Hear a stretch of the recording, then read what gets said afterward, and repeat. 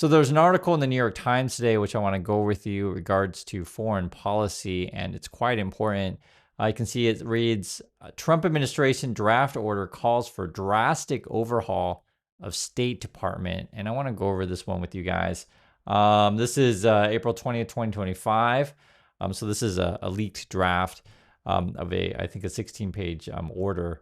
A draft of a Trump administration executive order proposes drastic restructuring of the State Department, including eliminating almost all of its Africa operations and shutting down embassies and consulates across the continent. Right away, I mean, this is their lead. I think this is a massive mistake if we do this.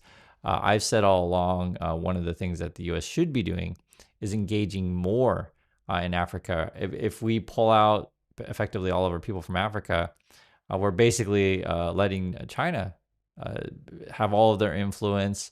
If you just want to talk about money, that means China's going to build all their factories, oil refineries, etc., and the U.S. is basically just giving up. So it is a disturbing move, to say the least.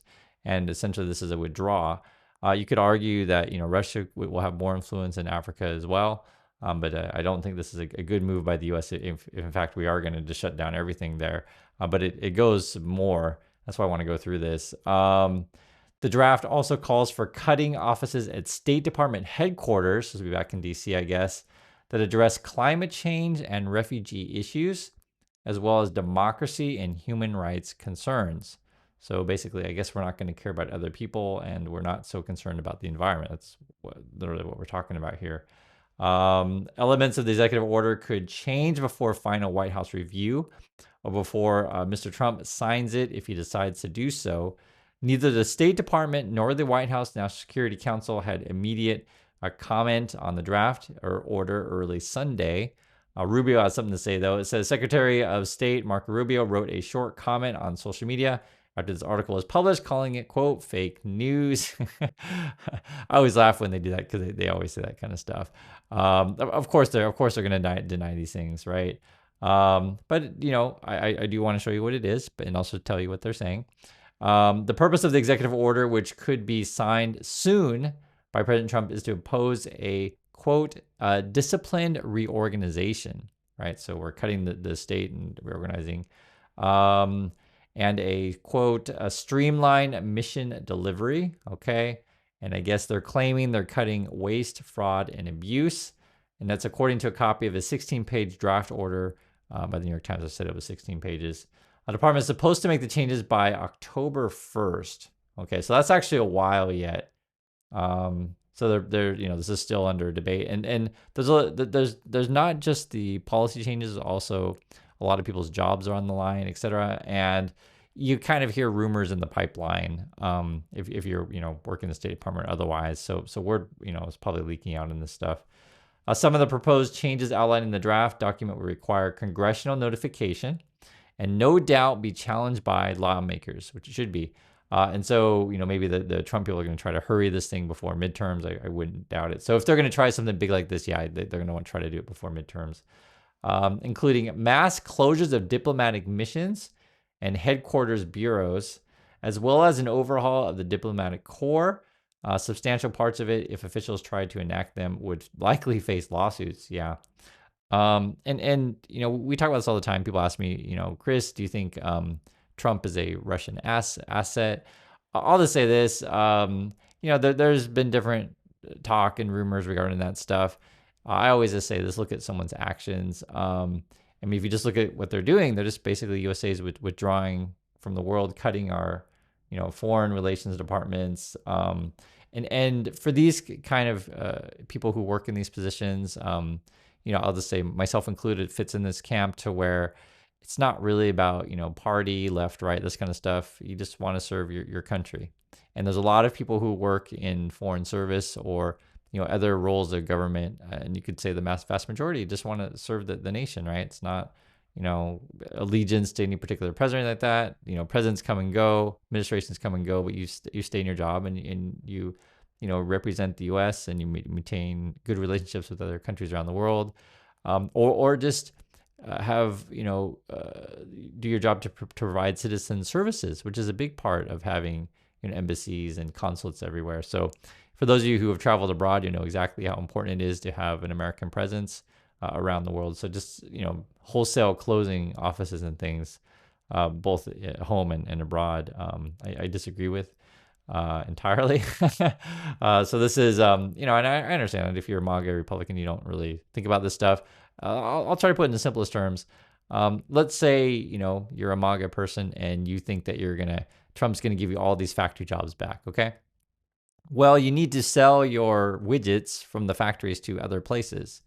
And the better relationship you have with other countries, other places, maybe they'll want to buy your stuff. If we have no relationships with other countries, we're not anything positive, and we just, say, hey, we're just interested in your money. We don't actually care about you. We don't care about your climate. We don't care about your water. We don't care about your people. Just give me your money. It's not a great way to establish relationships with people. If another way to think about it as well is if, say, we live in a neighborhood, for example, and your neighbor's house is burning down, do you just ignore it and say, oh, it's too bad for you, but give me your money, right? And then that's just the way to think about, just being good neighbors. And then being good neighbors is also good business, which I think is a good thing to say. Other people have different points of view. From the Trump point of view is just get that money. Don't care about being a good neighbor. Just get that money, any way possible. But yeah, closing this stuff is not a good move in my opinion. The document began circulating among current and former U.S. diplomats and other officials on Saturday, right? So a lot of people have seen this. It was not immediately clear who had compiled the document or what stage of internal debates over the restructuring of the State Department it reflected. It is one of several recent documents proposing changes to the State Department, and the internal administration conversations take place daily on possible action. So all these things are getting leaked because probably people are like, man, this is crazy. But I have seen some rumblings about various cuts that they're making. I didn't know it was this extensive. I'm not surprised because I kind of, you kind of see the direction the wind is blowing. But like I said, I think they got till midterms to try to pull this stuff off. So it's good it's leaking out early. I mean, we're only in April and they're trying to do this by October. So we still have, a lot of time to see. And the other thing that you could argue as well is when the news comes out that they're trying to do this stuff, people will push back and Trump will stop their plans. What else did it say? Major structural changes to this, but also you never know. That's why we're going over it. Major structural changes to the State Department would be accompanied by efforts to lay off both career diplomats, known as foreign service officers, and civil service employees who usually work in the department's headquarters in Washington. I said current and former U.S. officials familiar with the plans. The department would begin putting large numbers of workers on paid leave and sending out notices of termination. And I know a lot of people feel a lot of stress when you see this stuff. Just, let's forget about foreign policy a minute. Just talk about the human element of it. You hear rumors that, you don't know if you're going to have a job in the next year or so. The political climate is really, difficult to navigate. And I mean, it's like you ask your boss, and your boss is also worried about losing their job. So it's hard to concentrate. And so basically, everyone's going to be, distracted the next, year or so or longer. That's the kind of environment that Trump has created here. Just want to remind you of the human element of this. The draft executive order calls for ending the Foreign Service exam for aspiring diplomats, and it lays out new criteria for hiring, including, quote, alignment with the president's foreign policy vision. So basically, this is new language and new standards so that Trump can hire a bunch of unqualified and just loyalists. That's essentially what they're looking for. So it's ridiculous when Trump and Musk want to get rid of diversity, inclusion, and equity policies. And the policies that they don't want to include people. They don't want diverse workforce, and they don't want fairness. They just want to hire their lackeys. That's the quote: alignment with the president's foreign policy vision. And we've heard this before, that the Trump has loyalty tests when you apply for jobs in the federal government. We've seen a couple of reports on that. And it'll be stuff like, who do you really serve? Sort of implying that you're supposed to say you serve Trump and not the country, right? That kind of stuff. So. I hope you guys understand, and I try to make these videos just in a, have a conversation in a reasonable way of explaining to people, because I know also for those of you who have to explain to your MAGA family or friends around you, why Trump is like truly awful. And the question I would pose is, which is more important, serving your country or serving one particular individual, be it Trump, right? And this is where the danger comes in, because like I said before, many people out there are patriots, and it doesn't matter who the administration is; they just want to serve the country. But if you have someone coming in saying "kiss the ring," it's not a good culture, and not it's not good policy. Also says here, the draft says the department must greatly expand its use of artificial intelligence. Okay, that's coming from Musk. Musk is trying to profit from this, to help draft documents and undertake, quote, policy development and review and operational planning. So it's funny because last night my wife and I, we watched a little bit on Netflix, the Mission Impossible movie, and the new one comes out soon, but the storyline is kind of an AI storyline. So Musk really wants to build his Skynet. When you read through this stuff, I mean, it's all over, like how they want to put AI in everything. You start removing the human elements and start automating a bunch of stuff. I've lived long enough to know that anything can be hacked. And for those of you who have lived long enough, you know this well. I'm not just making random stuff up. There's an advantage to having humans, and not putting everything on the net, not putting everything, artificial intelligence, etc. There's too much faith in that stuff. I think from the Muskie point of view, he just wants to profit on it, not worried about our safety. He's going to claim efficiency, but there's a lot of negative things that occur, all in the claims of doing good. But yeah, it looks like they want to do more AI stuff. Let's see here. The proposed reorganization would get rid of regional bureaus and help make and enact policy in large parts of the globe. Wow. Instead, the draft says those functions would fall under 4 core. Okay, so they're going to reorganize how our office is. So you're going to have the Eurasia core, consisting of Europe, Russia, and Central Asia. So basically, you're spreading people out thinly. That's how I read this. You're going to have your Middle East core, consisting of Arab nations, Iran, Pakistan, Afghanistan, Latin America core. And I'll finish this on. I'll say something. Consisting of the Central America, South America, and Caribbean. And then you got the Indo-Pacific core, consisting of East Asia. So that would be Southeast Asia, India, Bangladesh, Sri Lanka, Nepal, Bhutan, and Maldives. Another way you could look at it, there's couple ways you could read this. So one would be, Trump wants to install, 4 heads to control each of the 4 regions. And I guess, as you can see here, we're pulling out of Africa would be the idea.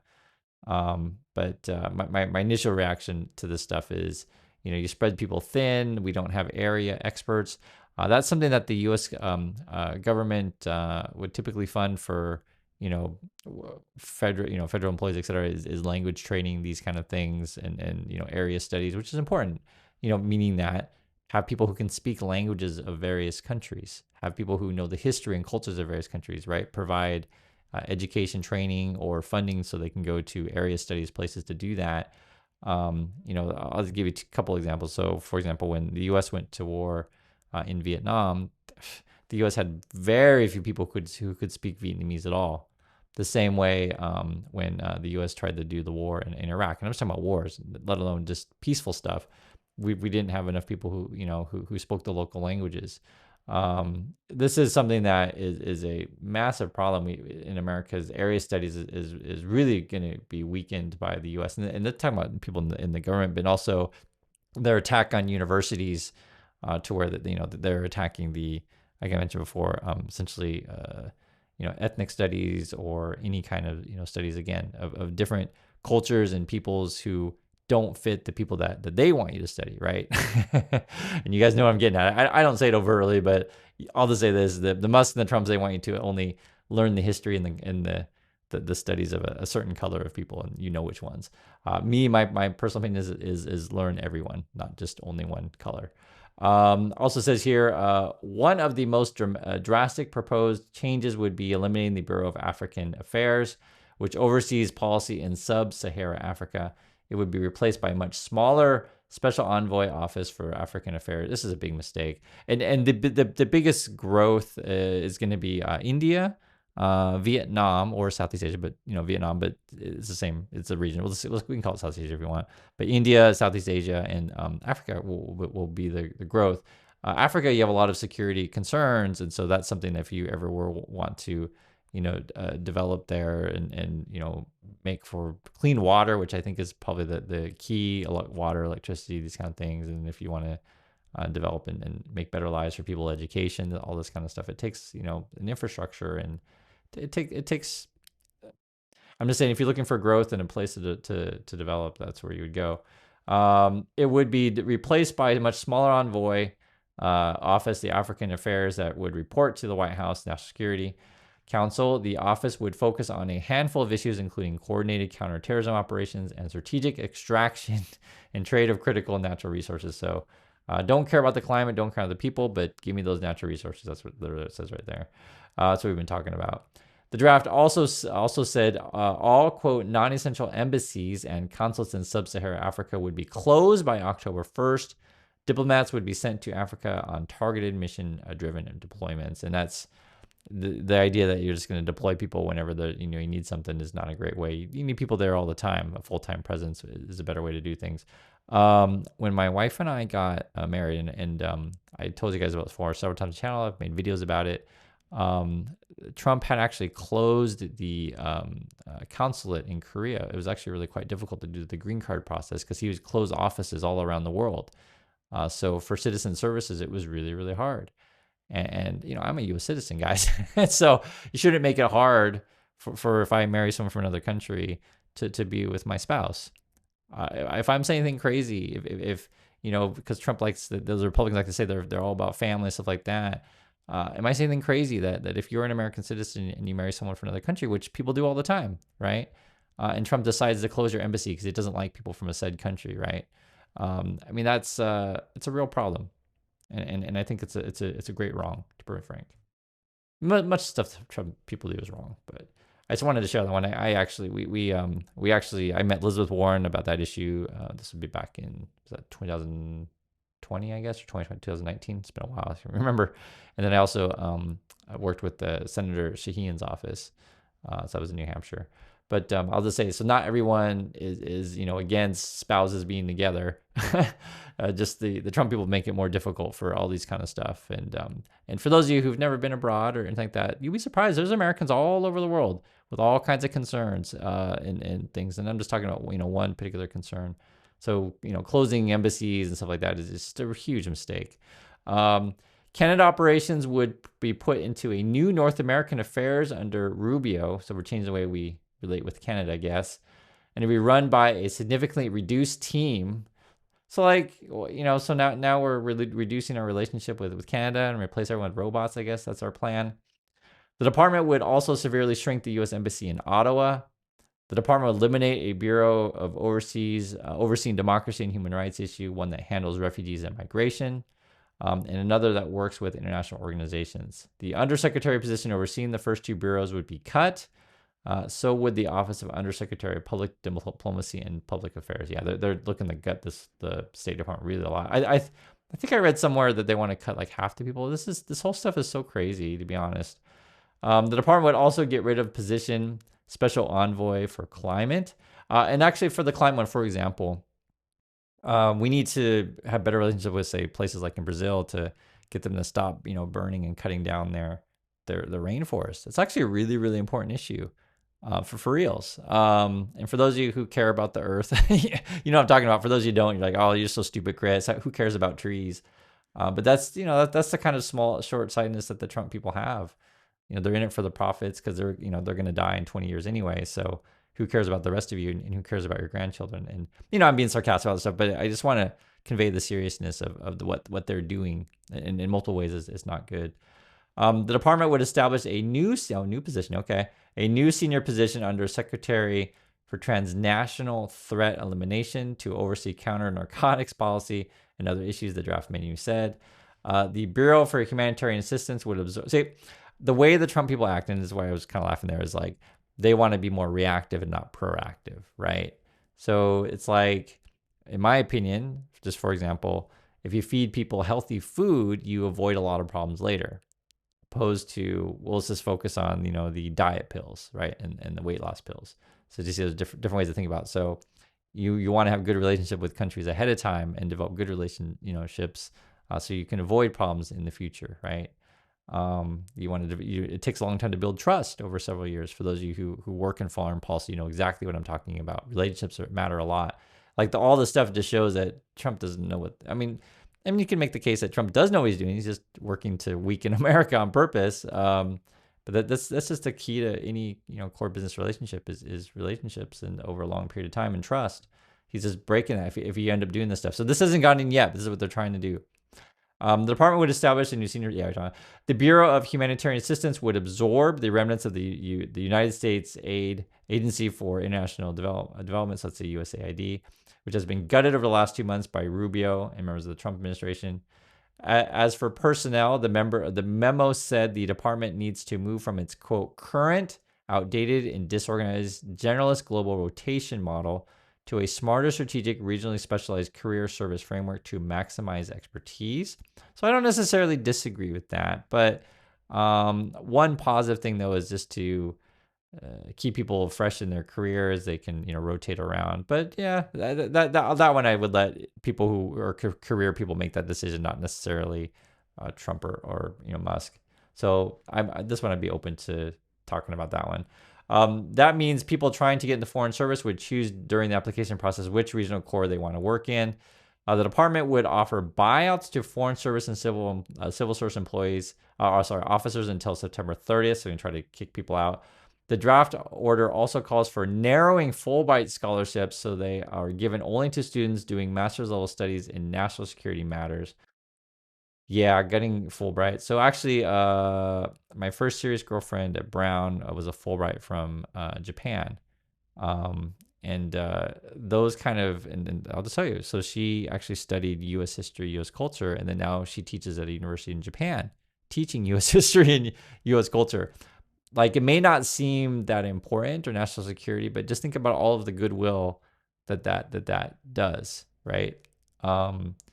Just developing relationship, all like every person that you touch in a positive way, like it spreads. Like the stuff that they're doing, and I understand, guys.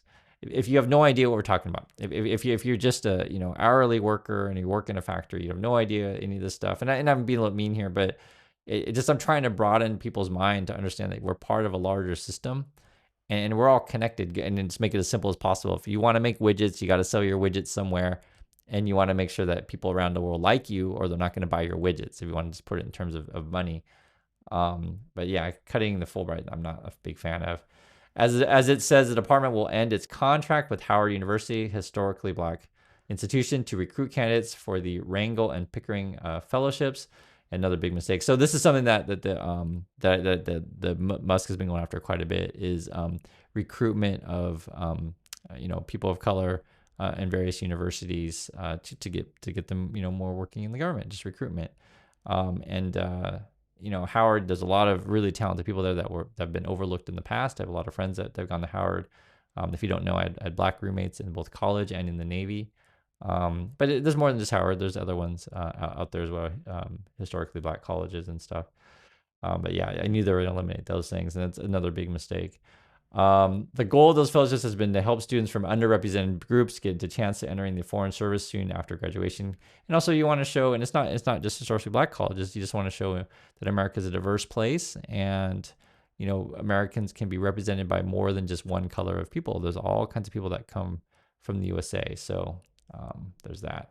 The draft executive order is one of several internal documents that have circulated in the administration in recent days, laying out proposed changes to the Department of State. Another memo outlined the proposed cut of nearly 50%. Yeah, that's what I mentioned before. Yet another internal memo proposed cutting 10 embassies and 17 consulates. So major cuts coming to the State Department. That's the goal of the Trump people. I just share my thoughts on this stuff, and it's a real shame what they're trying to do. But hopefully midterms are coming, and hopefully that when these kind of things leak out, enough people inside will raise their voices. Because again, a lot of these people are patriots. It's not about left or right. It's not Republican or Democrat. They just serve the country in their best way that they can. And you don't want to be cutting your most experienced people, or people who are in their positions, being the most qualified and most caring about what they do. A lot of good people that do work in the U.S. government, and do not listen to the Trump and Musk people that tell you that all your fellow Americans who serve in the government are awful people. It's just not true. We have some very highly qualified and very patriotic people that work there. So I do appreciate your time, everyone, and I'll catch you next video.